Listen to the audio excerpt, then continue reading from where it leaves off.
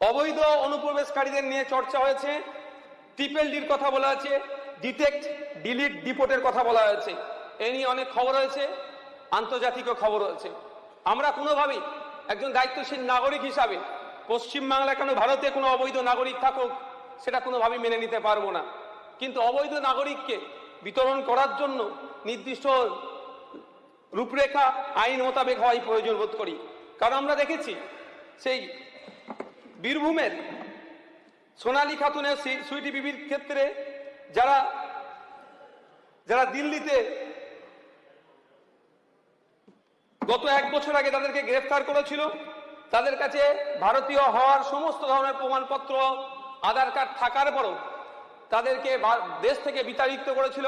পরবর্তীতে কলকাতা হাইকোর্ট এবং supreme court মামলা হয় এবং বাংলাদেশও মামলা হওয়ার পরে ভাগ্যক্রমে তারা আবার তাদের মাতৃভূমিতে ফিরে আসে।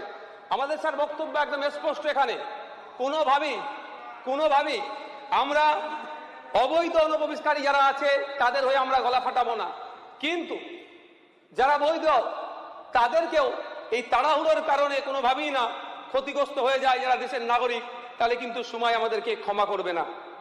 কারণ স্যার শুধু সন্দেহের বশে একজন ভারতীয়কে যদি আমরা অভারতীয় বলে ফেলি, তাহলে আমাদের পূর্বপুরুষের আত্মত্যাগ আত্মবলিদানের ফলে যে দেশ আমরা স্বাধীন করতে পেরেছি সে তাদের হয়তো কোনো না কোনো জায়গায় বৃথা হবে।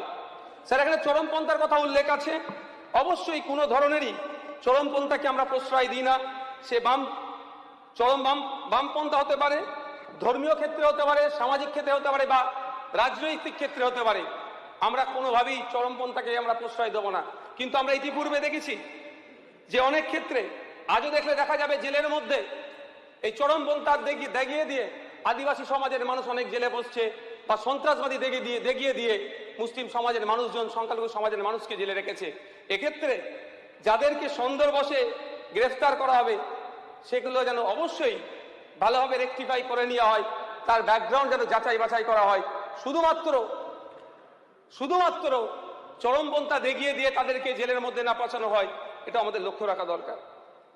নারী সুরক্ষার জন্য প্রতিটি থানায় একটি করে সহায়তা ডেস্ক এবং আরো মহিলাদের ইনভলভমেন্ট করার কথা বলেছে।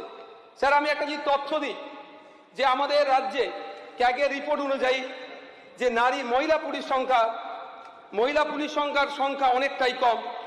শুধু তাই নয়, তাদের থাকা ব্যারাকেরও প্রচন্ড সমস্যা আছে। এই সমস্যাগুলোর সাথে সাথে সমাধান করতে হবে।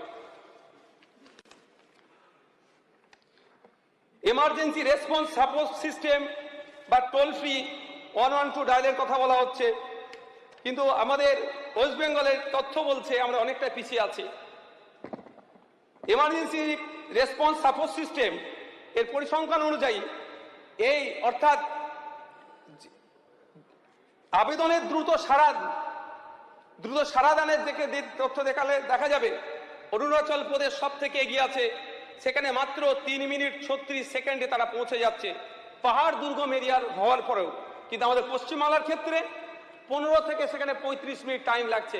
আমি আশা করব নতুন সরকার যে পলিসি নিয়ে আসছে দ্রুততার সাথে সে পদক্ষেপ গ্রহণ করবেন এবং ইনসিডেন্ট পয়েন্টে প্রশাসন দ্রুততার সাথে পৌঁছে যাবে। সাথে সাথে নতুন ভিকেলের কথা বলা হচ্ছে, নতুন বরাদ্দ হয়েছে। পশ্চিমবাংলা সরকারের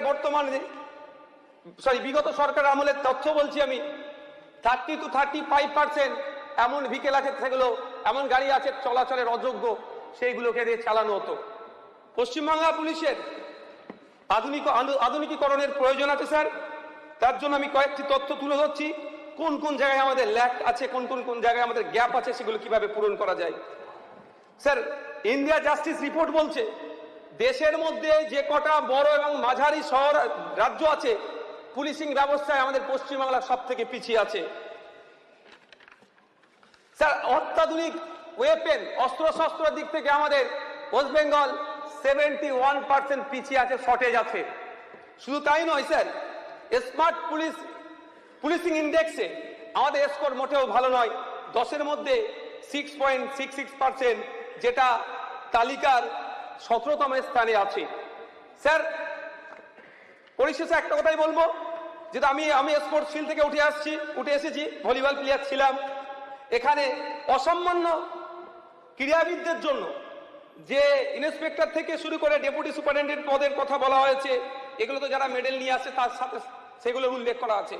একটা সময় ছিল স্পোর্টস কোটায় রিক্রুটমেন্ট হতো নিয়মিত, 2% স্পোর্টস কোটায় রিক্রুটমেন্ট ছিল, সেটা বন্ধ হয়ে গেছে। আমি অনুরোধ করব মাননীয় মন্ত্রী মহাশয়ের কাছে আবার পুনরায় স্পোর্টস কোটায় রিক্রুটমেন্ট ফিরিয়ে নিয়ে আসা হোক, এবং সাথে সাথে সিভিক ভলেন্টিয়ার, ট্রাফিক গার্ড যারা আছেন, হোমগার্ড যারা আছেন, তাদের বিষয়টাও নিয়ে বিবেচনা করা দরকার। কোন ক্ষেত্রে দেখা যাচ্ছে civic volunteer, sir half minute নেবো স্যার, সিভিক ভলেন্টিয়ার থানার কর্তা হয়ে বসে যাচ্ছে, আবার কোনো দিকে দেখা যাচ্ছে সিভিক ভলেন্টিয়ার লাঞ্ছিত বঞ্চিত হচ্ছে। তা না করে এক নির্দিষ্ট পলিসি তৈরি করে যারা কন্ট্রাকচুয়াল বেসে আছে তাদের ভবিষ্যৎ সুনিশ্চিত করা দরকার। ধন্যবাদ স্যার।